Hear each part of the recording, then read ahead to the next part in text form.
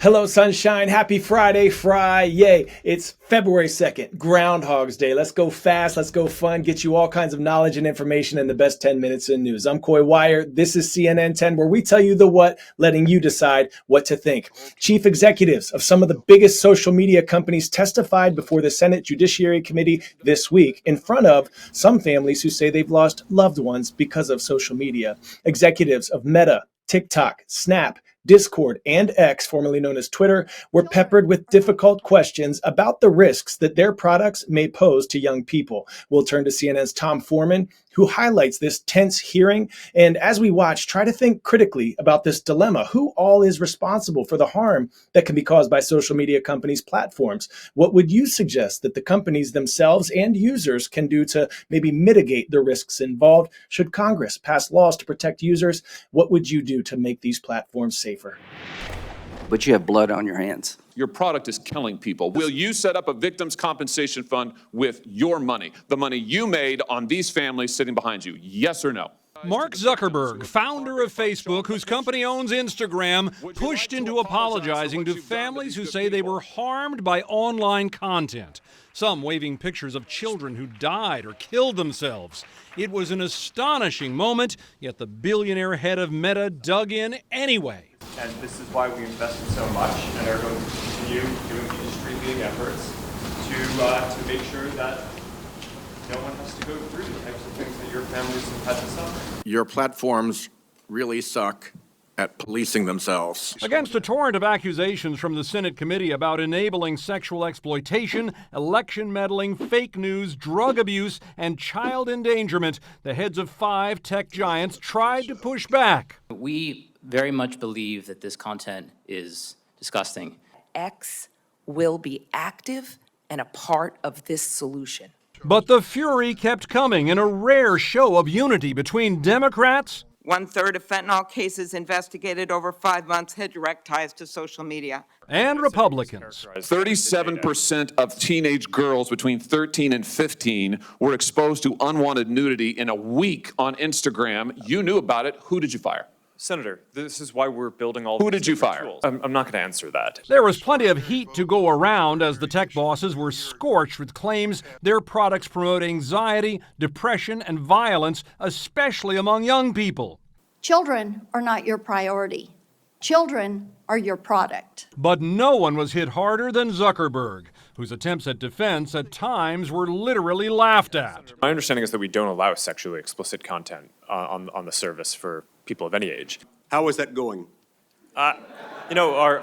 Is there any one of you willing to say now that you support this bill? Many of the lawmakers are intent on overturning a long-standing federal law that immunizes those companies from lawsuits over user-generated content and putting tough regulations in place. It's time to actually pass them. And the reason they haven't passed is because of the power of your company. So let's be really, really clear about that. And while the tech bosses say they're happy to work on safeguards, skepticism ran rampant. Nothing will change until the courtroom door is open to victims of social media. Sometimes in hearings like this, lawmakers seem like they just don't understand how tech really works. But they do understand human suffering, they know the political power of that, and they know how to count votes, as one of them noted today. And big tech could be on the wrong side of the next one and facing regulations like never before.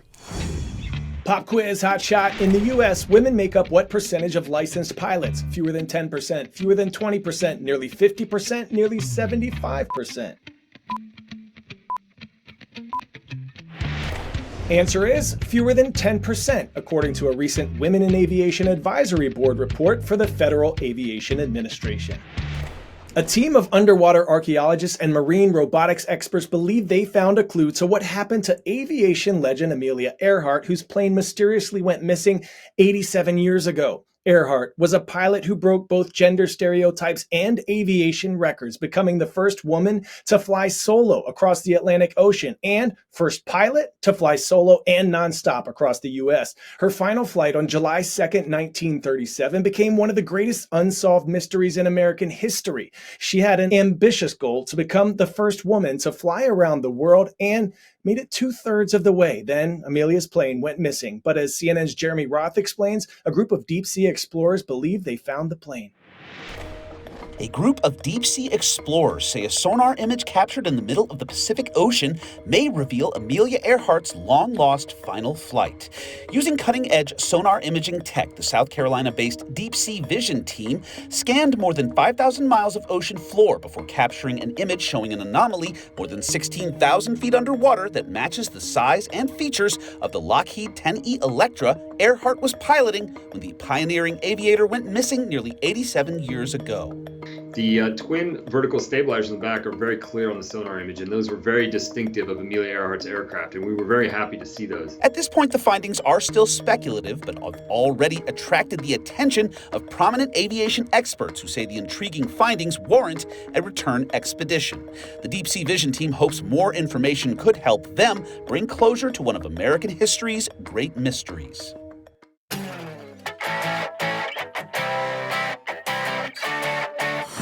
Today's story getting a 10 out of 10, Groundhog Day. Every year on February 2nd, an event dating back to the 19th century takes place in my home state of Pennsylvania in the town of Punxsutawney, the so-called weather capital of the world. Members of the local Groundhog Club, yes, there's such a thing, dress in hats and tuxedos and await the hero of the day, Punxsutawney Phil. The crowd gathers to see whether Phil will see his shadow upon arising from his burrow. According to old Pennsylvania Dutch superstition, if he does, it means 6 more weeks of winter. If not, it's said that spring will come early. Our meteorologist Allison Chinchar is here for more details, and you may remember Miss Allie always matches her graphics or the weather theme of the day, and for this special day, she breaks out her famous Punxsutawney Phil hat. That's right, Coy. Today is the day the famous Punxsutawney Phil will make his predictions for whether or not we will have 6 more weeks of winter or perhaps an early spring. Now, in the past, he has had a wide variety of predictions, but here's the thing. He has seen his shadow way more times than he has not. You're talking over 100 times he has seen his shadow just since 1887. About a fifth of that, he has not seen his shadow, meaning we would have an early spring. But the real question is he accurate? Is he even right when he makes these predictions? Technically speaking, statistically, Phil is only right about 40% of the time. So not exactly a great forecaster. But the good news is, regardless of what Phil actually picks, if you don't like it, chances are there's another groundhog across the country somewhere that will give you the prediction you do want to hear, including some pretty colorful names like General Beauregard Lee in Georgia, Staten Island Chuck in New York. Illinois, Wisconsin, and Ohio also have some very interesting named groundhogs, which will also make their predictions later today. Thank you, Allie. You got to let me borrow that hat one day. All right, lovely people. Thanks for learning with me this week. And I appreciate all the love for those who found me on social media and for those of you who sent me some mail. Our CNN Overlook mailbox is full. I want to give a special shout out today. This one goes to Fort Sam Houston School in San Antonio, Texas. Thank you for the swag and all the autographs. Cougars, we see you. This makes my heart smile. And this shout out goes to Belchasse High School and all the Fighting Cardinals in Belchasse, Louisiana. Rise up, superstars. All right, go on out and shine bright from your small corner of the earth this weekend. Even if it's just a smile, you can be the love that someone needs. Remember, you are more powerful than you know. I'm Coy Wire. It's been a blessing to learn this week with you.